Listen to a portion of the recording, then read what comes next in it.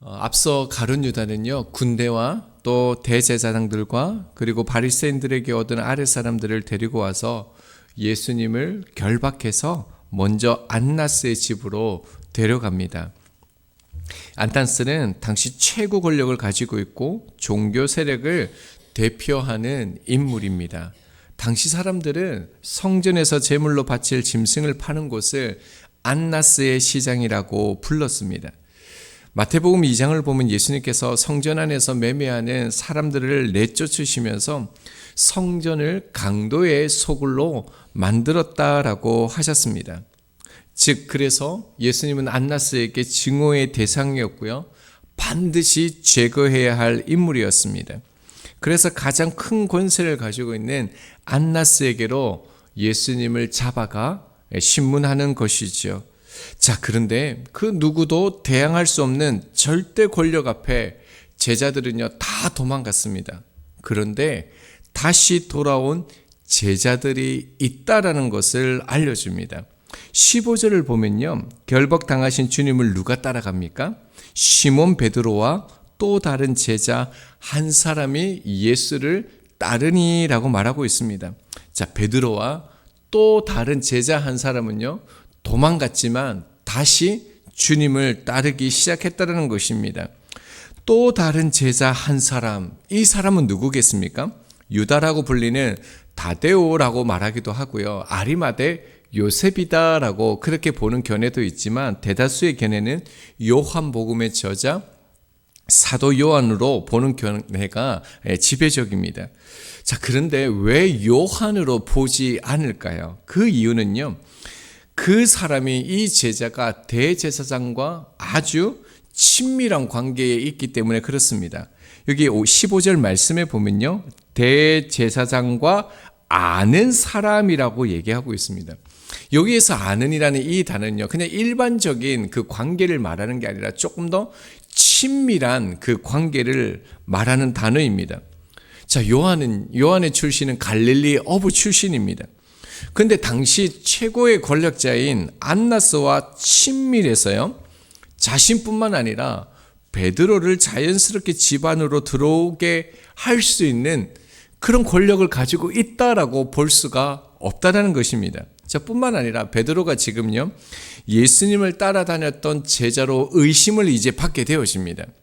자, 그러면 당연히 베드로와 함께하였던 사도 요한도요 의심을 받을 수밖에 없는 상황이기 때문에 이 사람은 요한이 아니다라고 보는 견해가 있습니다. 자, 반대로요, 사도 요한으로 보는 견해도 있습니다. 근거가 있습니다. 왜 그랬냐면 요한은 자신을 소개할 때마다 어떻게 기록했냐면요, 다른 제자라고 이렇게 표현을 했습니다. 요한복음 20장 2절이요, 시몬 베드로와 예수께서 사랑하시던 그 다른 제자에게 달려가서 말하되라고 말하고 있습니다. 요한은 베드로와 이렇게 늘 나란하게 표현할 때요, 다른 제자라고 이렇게 기록을 했었습니다. 그뿐만 아니라 베드로와 늘 함께 다녔던 사람이 누구냐면 요한입니다. 사도행전 3장 1절입니다. 제9시 기도 시간에 베드로와 요한이 성전에 올라갈세라고 기록하는데요, 성전에 올라갈 때도 늘 베드로와 요한은 함께 다녔습니다. 그뿐만 아니라 사도행전 4장 6절과 8절입니다. 대제사장 안나스와 가야바와 요한과 이에 베드로가 성령이 충만하여 이르되라고 얘기합니다. 심지어요, 나중에 사내들인 공회에서 이제 얘기를 하게 되어지는데 그때도 요한과 베드로가 함께 있었다라고 얘기하고 있습니다. 자, 흥미로운 것은요, 사도행전 이 4장의 공회에서 안나스와 요한이 함께 있다라고 그렇게 기록하고 있습니다. 앞서도 말씀드렸던 것처럼 이 갈릴리 출신인 요한이요, 어떻게 안나스와 아는 사이가 될 수 있느냐는 것입니다. 그 근거를 성경에서 찾을 수 있습니다. 마가복음 1장 20절입니다. 곧 부르시니 그 아버지 세베대를 품꾼들과 함께 배에 버려두고 예수를 따라가니라. 이 장면은 예수님께서 요한을 부르시는 장면이죠. 자, 아버지를 세베대라고 자세하게 소개하고 있습니다. 자, 그 다음에 말씀을 보면요, 요한의 부르시는 그 장면 속에서 그가 살았던 그 환경을 성경이 우리 가운데 보여주고 있는데요. 뭐라고 표현했냐면요, 품꾼들과 함께라고 얘기하고 있습니다. 그 다음에는요, 배에 버려두고 이렇게 얘기하고 있죠. 그 다음에 예수를 쫓았다라고 얘기합니다. 자, 이 사실은 무엇을 보여주냐면요, 요한이 아버지 세베대가 거부라는 거예요. 당시에 그 갈릴리 지역에서 그 어려운 그 동네에 배를 거느릴 수 있는, 가지고 있는, 그뿐만 아니라 많은 품꾼들을 가지고 있는 그런 재력을 가지고 있는 사람이었다는 것을 알 수가 있습니다. 그뿐만 아니라 문헌에 보면 세베대의 아내가 안나스의 친척이라는 기록도 있습니다. 자, 그러니까요, 여러 가지 상황적으로 보면 세베대가 안나스의 가문과 연결되어져 있다라는 것을 알 수 있습니다. 더 중요한 근거가 또 있습니다. 자, 본문 15절 하반절에 보면요, 대제사장의 집 뜰에 들어가고라고 되어져 있죠. 여기서 뜰은요, 마당, 관절을 의미하는 단어입니다. 자, 24절을 여러분 한번 보시면요, 안나스가 예수님을 가야바에게 보내는 장면이 나옵니다. 자, 이런 상황에서요, 장소가 다른 장소로 이동되는 게 아니라 같은 안뜰 아래에 있는 다른 곳으로, 이제 다른 관저로 보낸 것으로 이렇게 보이게 되어집니다. 자, 예수님께서 한 큰 안뜰에 있는데 이 사무실에서 이 사무실로 보냈다라는 이 사실이 왜 중요합니까? 공간복음에 보면요, 마태, 마가, 누가는 예수님이 먼저 안나스에게 끌려갔다라는 기록이 없습니다. 요한복음에만 기록되어져 있습니다. 이게 무슨 말이냐면요, 마태, 마가, 누가는 이 관저에 없었다라는 것입니다. 예수님을 결박해서 그 가야바에게 가기 신문을 받기 전에 안나스에게 끌려간 사건을 유일하게 목격한 사람은 누구라는 겁니까? 베드로와 요한밖에 없다라는 겁니다. 그래서 이제 다음 본문을 보면요, 재판 과정 가운데 불법이 아주 가득합니다. 근데 이것을 아주 자세하게요, 요한만이 자세하게 기록하고 있다라는 겁니다. 무엇을 의미합니까? 요한은 그 자리에 있었다라는 거예요. 그래서 다른 제자들이 볼 수 없는 아주 세밀한 것을 사도 요한이 보았다는 거죠. 그러니까 이 모든 것은 사실이고요, 요한이 본 그대로 기록하였다라는 것입니다. 그뿐만 아니라 역사적 사실이라는 것을 보여주는 것이죠. 그래서 이 모든 내용은 사도 요한이 기록하는 것으로 보는 것입니다.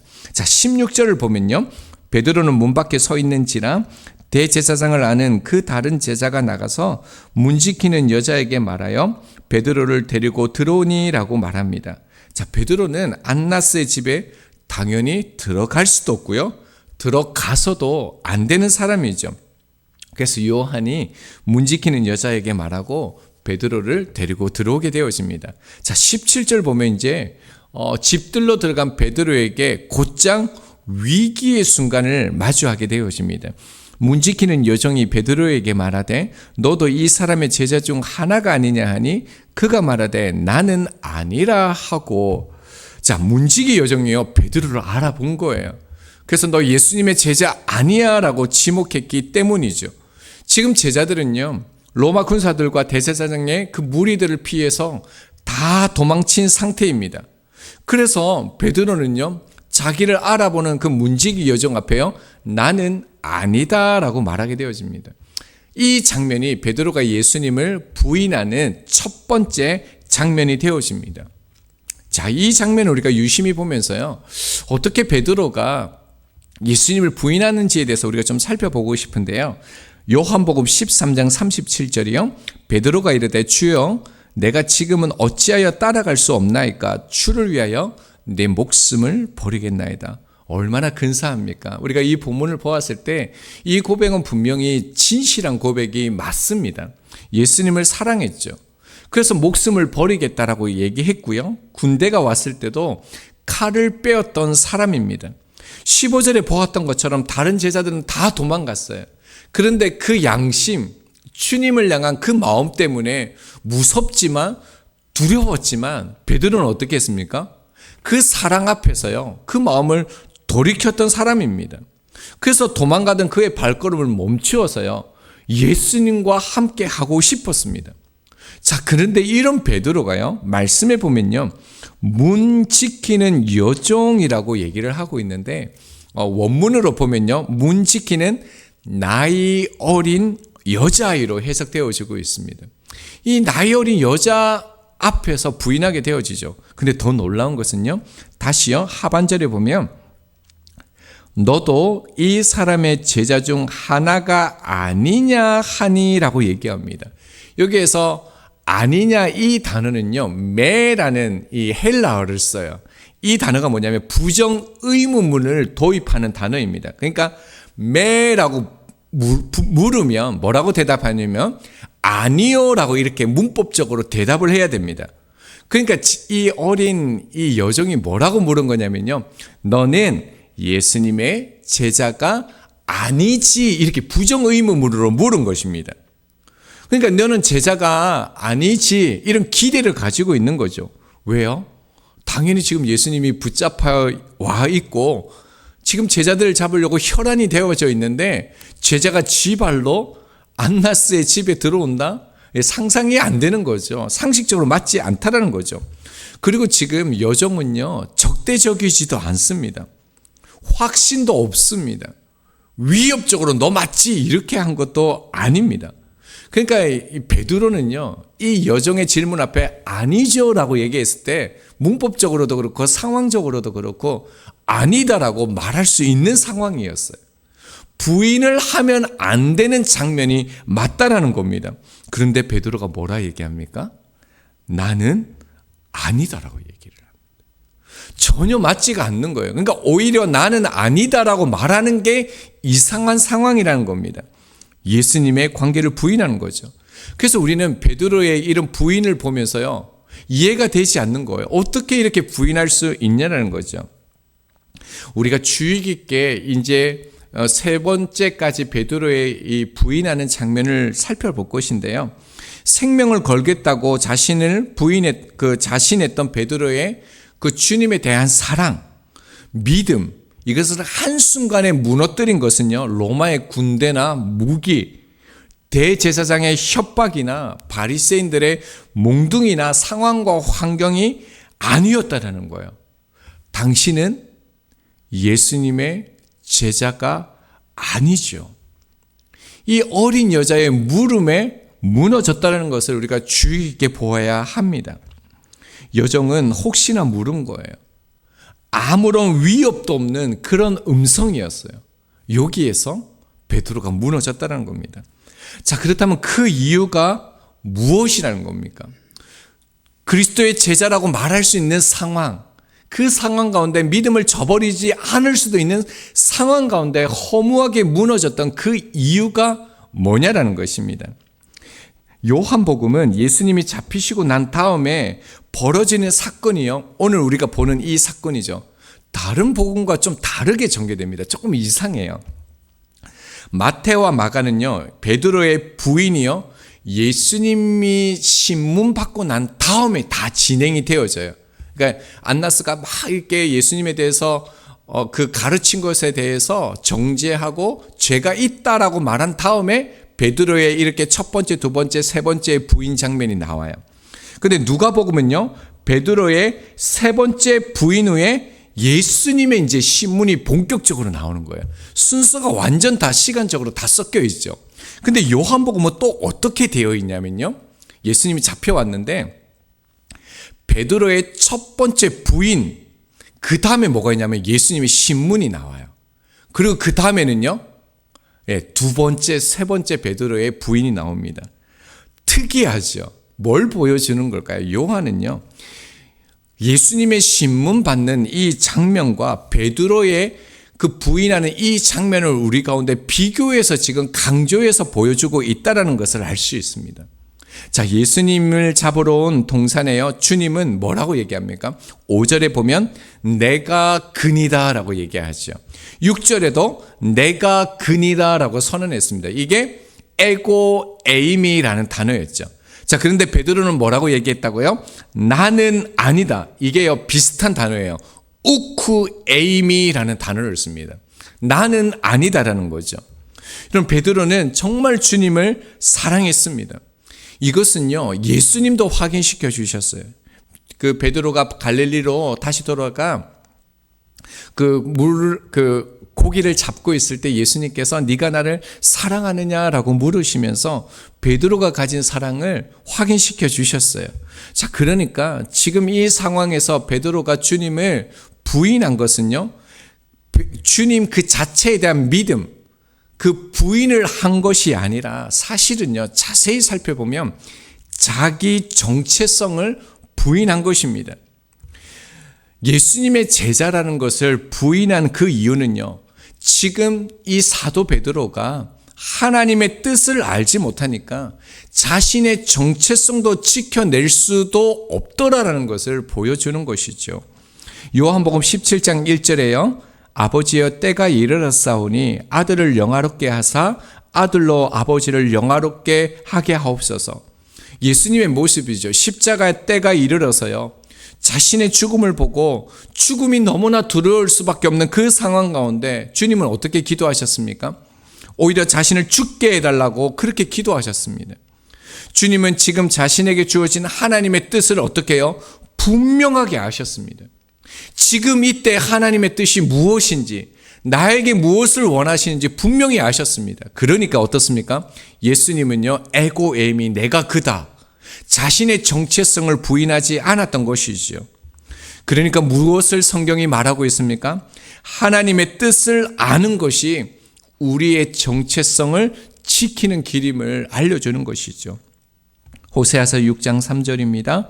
그러므로 우리가 여호와를 알자, 힘써 여호와를 알자라고 말하고 있습니다. 그냥 아는 게 아니라요, 힘써서 여호와를 알아야 된다라고 말하고 있습니다. 이 말은 오늘 지금 하나님의 뜻을 알면 돌이킬 수 있다라는 것입니다. 우리의 정체성을 지킬 수 있다라는 것입니다.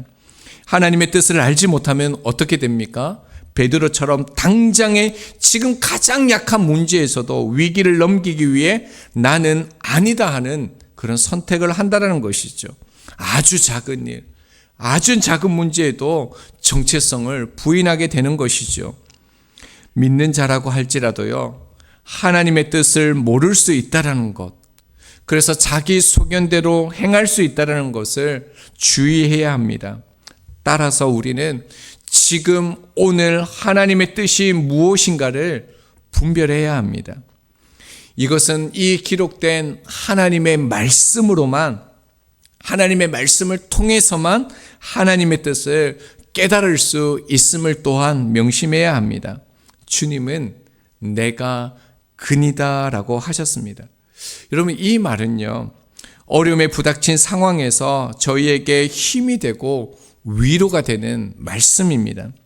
주님께서 하나님의 뜻을 알고요, 하나님의 뜻을 드러내실 때 내가 그니다 했습니다. 말씀에 순종했습니다. 그때 어떤 일이 일어났습니까? 그 무리가 땅에 엎드려졌습니다. 이 장면은요, 예수 그리스도의 이름을 힘입어 살아가는 모든 이들이 대적들 앞에 주의 이름으로 나아갈 때 대적들이, 문제들이 어떻습니까? 하나님의 뜻 안에서요, 하나님의 말씀 안에서 엎드려지게 된다는 거예요. 말씀 안에서 회복되어진다는 거예요. 말씀 안에서 하나님의 뜻 안에서 바뀌어진다는 것을 보여줍니다. 호세아서 6장 6절입니다. 나는 인애를 원하고 제사를 원하지 아니하며 번제보다 하나님을 아는 것을 원하노라 라고 얘기합니다. 하나님을 아는 것을 원하노라. 이 말은요, 하나님의 뜻을 알기 원한다는 거예요. 오늘 지금 나에게 원하시는 하나님의 그 뜻, 그 길을 알기 원한다는 것입니다. 하나님의 뜻 앞에 순종함으로 저희들도요, 모든 상황 속에서 그것이 아주 작은 일, 아주 작은 문제 말이다 할지라도 내가 그니다, 주님을 따르는 사람임을 나타내고 하나님 뜻 안에 살아갈 수 있는 저희들이 되기를 소망합니다. 함께 기도하겠습니다.